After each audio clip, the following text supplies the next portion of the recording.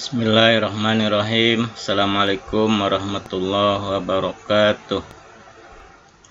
Alhamdulillah wassalatu wassalamu ala rasulillah wala hawla wala quwata illa billah. Allahumma sholli ala sayyidina Muhammad wa ala alihi washabihi ajmain, amma ba'du. Alhamdulillah, kita panjatkan puji syukur kehadirat Allah ilahi rabbi, Allah yang telah memberikan kita nikmat kesempatan, nikmat kesehatan, nikmat sehat jasmani dan rohani, sehingga kita masih bisa melaksanakan pembelajaran pendidikan Islam dengan baik dan lancar. Mudah-mudahan kita berharap semua aktivitas kita diberkahi dan diridhai Allah Subhanahu wa taala. Amin ya rabbal alamin. Tak lupa salawat dan salam semoga tercurah kepada junjungan kita Nabi besar Muhammad sallallahu alaihi wasallam dan keluarganya, para sahabatnya, dan insya Allah kita sebagai umatnya akan mendapat syafaat beliau di yaumil akhirat kelak. Amin ya rabbal alamin. Nah, anak bapak yang soleh dan soleha, apa kabar anak-anak? Alhamdulillah, luar biasa, Allahu Akbar. Tetap semangat untuk belajar, walaupun masih tetap dalam kondisi belajar di rumah, pembelajaran jarak jauh, kita tetap semangat untuk melanjutkan pembelajaran sehingga kita mendapatkan ilmu pengetahuan yang bermanfaat. Anak yang berbahagia, sebelum kita memulai pelajaran, mari kita awali dengan doa sebelum belajar bersama-sama. Bismillahirrahmanirrahim. Rabbi zidni ilma warzuqni fahma. Amin.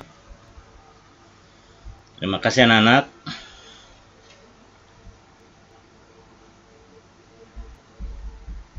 Kita masih di materi bersih itu sehat.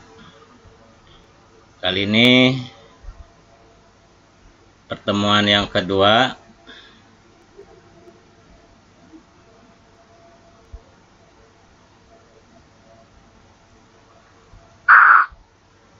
Ya.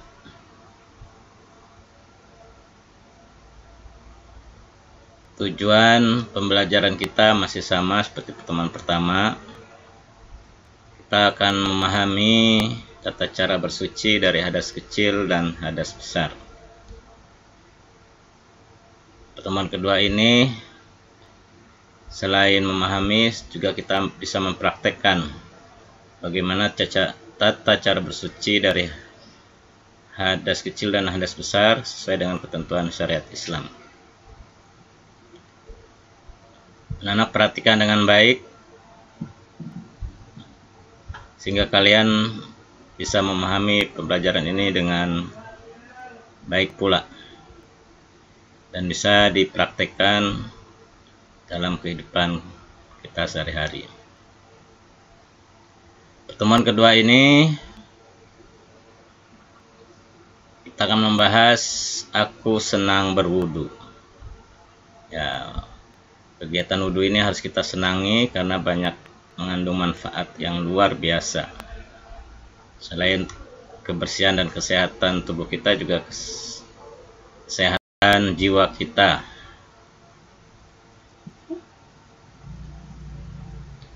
Seperti kita ketahui bahwa arti wudhu menurut bahasa itu adalah bersih dan indah. Ya, ini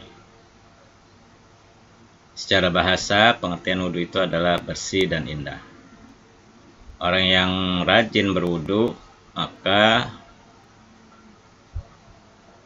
tubuhnya, anggota badannya akan selalu terjaga dari kebersihan dan terjaga dari hal yang kotor. Indah juga dipandang oleh mata. Itu makna wudhu menurut bahasa. Bahkan menurut istilah syariah Islam, artinya menggunakan air pada anggota badan tertentu dengan cara tertentu yang dimulai dengan niat. Tujuannya menghilangkan hadas kecil. Inilah pengertian wudhu menurut bahasa dan menurut istilah.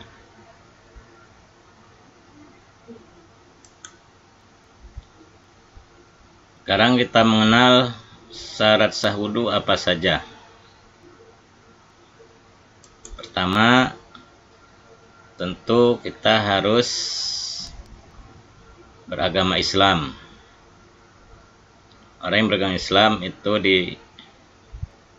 disyaratkan, salah satu syaratnya adalah berwudhu itu harus beragama Islam. Maka di luar Islam tidak disyaratkan. Yang kedua, mumayyiz. Apa itu mumayyiz? Mumayyiz adalah seorang anak yang sudah mampu membedakan hal-hal yang benar dan yang salah, yang baik dan benar, sudah dianggap bisa membedakan yang hak dan yang batil atau yang benar dan yang salah. Itu pengertian mumayyiz. Yang ketiga, syarat sah wudhu itu adalah menggunakan air yang suci dan mensucikan. Tidak semua air yang suci itu mensucikan. Contohnya air kelapa itu suci tapi tidak mensucikan untuk berwudhu. Air teh itu tidak mensucikan. Air yang suci mensucikan itu contohnya air hujan, air sungai, air sumur.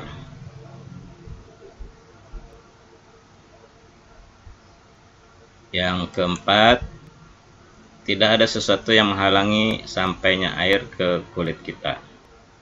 Jadi tidak ada penghalang di kulit kita ketika kita terkena air wudhu. Inilah 4 syarat sah berwudhu. Paham ya anak-anak? Pertama, harus beragama Islam. Kedua, mumayyiz, dapat membedakan yang benar dan salah, menggunakan air yang suci dan mensucikan. Yang keempat, tidak ada sesuatu yang menghalangi sampai ke kulit kita. Selanjutnya, anak-anak yang berbahagia, kita akan mengenal rukun wudhu. Ya, apa itu rukun wudhu? Sesuatu hal yang harus dilakukan ketika kita melaksanakan wudhu. Jika salah satu saja kita tinggalkan, maka wudhu kita tidak sah. Itulah yang dimaksud dengan rukun wudhu. Ada berapa jumlah rukun wudhu anak-anak? Ya, pintar. Ada 6. Apa saja? Yang pertama adalah niat. Ya, niat adanya dalam hati bisa dilafalkan. Anak mungkin sudah hafal semua niat wudhu. Coba sama-sama ya. Bismillahirrahmanirrahim. Nawaitul wudu'a li raf'il hadasil asghari fardhu lillahi ta'ala. Ya, pintar. Itu pertama, kita harus berniat dalam hati. Yang kedua, membasuh muka. Ini rukun wudhu yang kedua adalah membasuh muka. Yang ketiganya, membasuh kedua tangan kita sampai siku. Ya, sampai sini. Membasuh kedua tangan kita sampai siku. Yang keempat, mengusap rambut atau sebagian. Diusap rambut kita atau sebagian saja depan.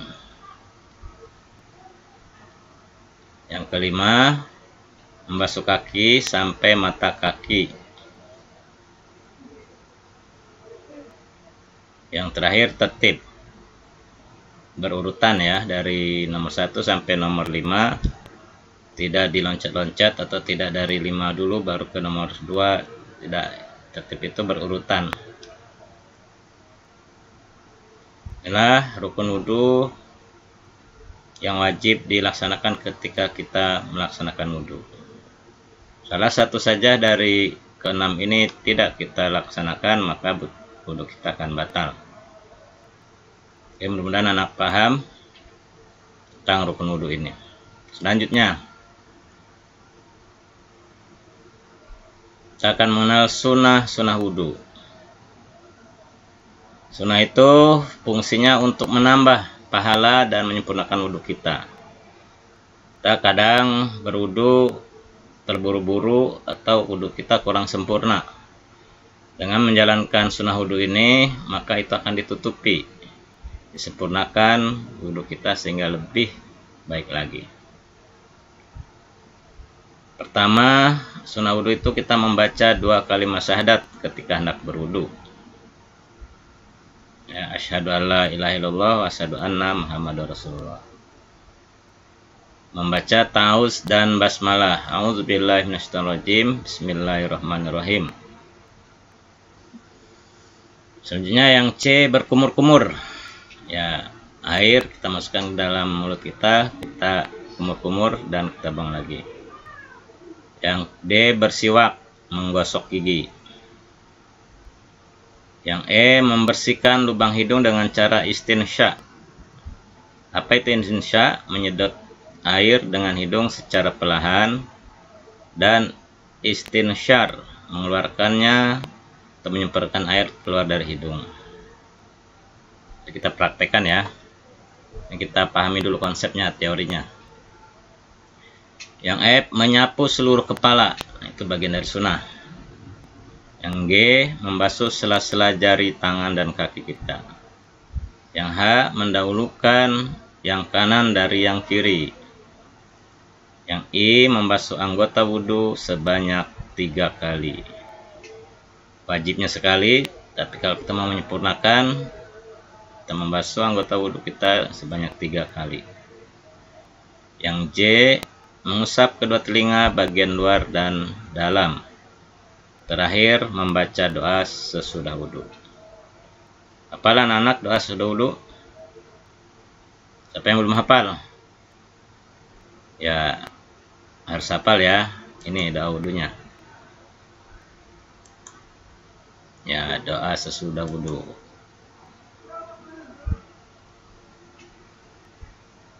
Bisa bacanya anak? Belajar ya. Kita sama-sama baca.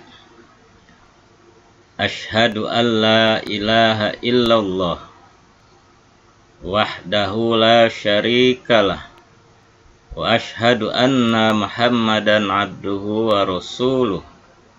Allahumma ij'alni minat tawwabina waj'alni minal mutatahhirin waj'alni min ibadikas sholihin.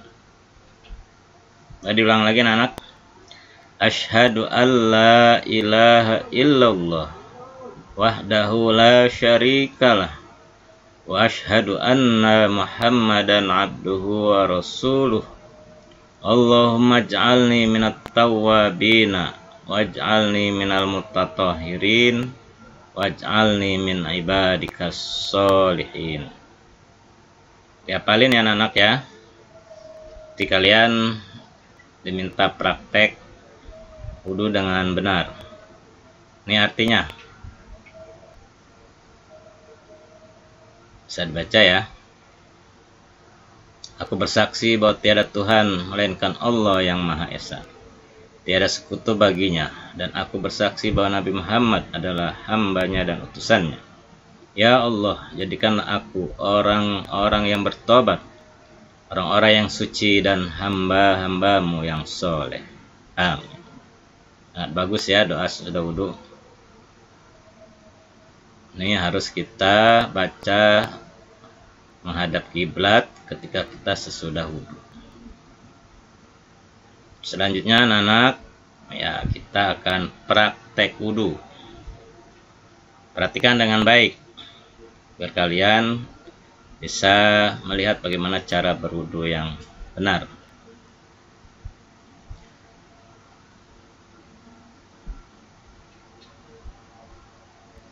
Ya, yang pertama dianjurkan. Ini kalau bahasa dianjurkan itu berarti disunahkan ya. Sunahnya membasuh 2 tangan hingga pergelangan tangan. Jadi tangan kita sampai pergelangan tangan ini, sela-sela jarinya kita basuh.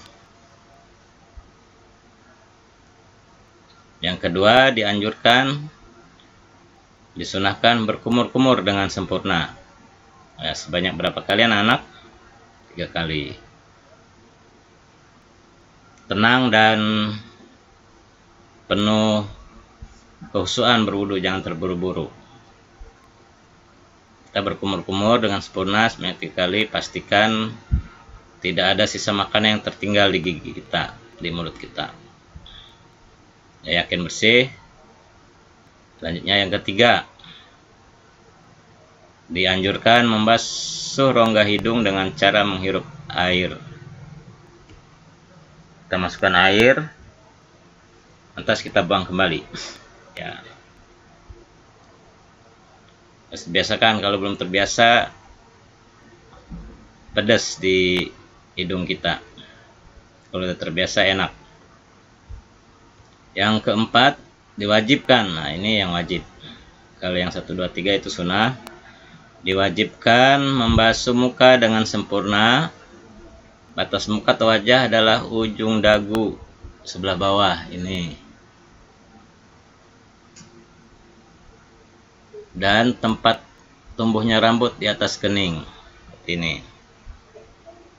Kalau nggak ada rambut lagi berarti wajah. Batas sebelah kiri kanannya itu pangkal telinga sini.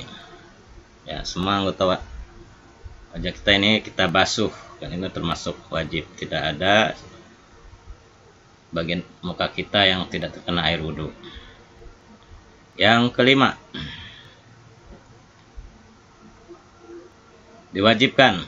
Nah, ini wajib membasuh kedua tangan dari ujung jari hingga siku. Lebihkan sedikit ya. Cara membasuhnya, ini harus kalian benar-benar praktekkan. Bapak praktekkan.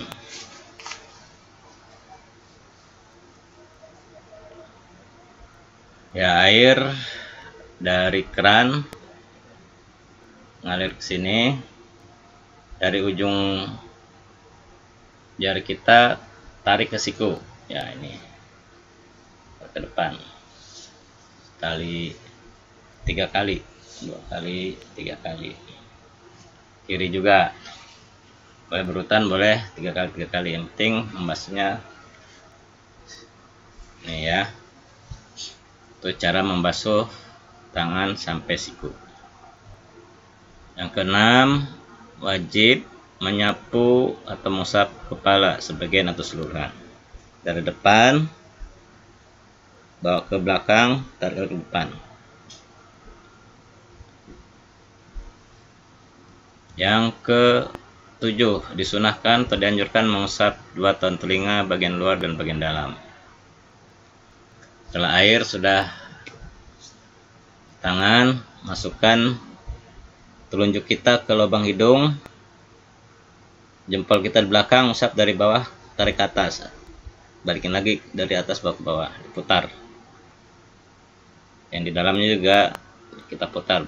Pastikan seluruh lubang telinga kita terkena air wudhu. Yang 8, ya ini terakhir, diwajibkan membasuh kedua kaki dari ujung kaki hingga mata kaki. Lebihkan sedikit agar batasnya lebih sempurna. Ya, caranya kaki kanan kita diangkat, kaki kiri kita yang menopang. Sela-sela jari kaki kita usap dengan tangan kita sampai mata kaki.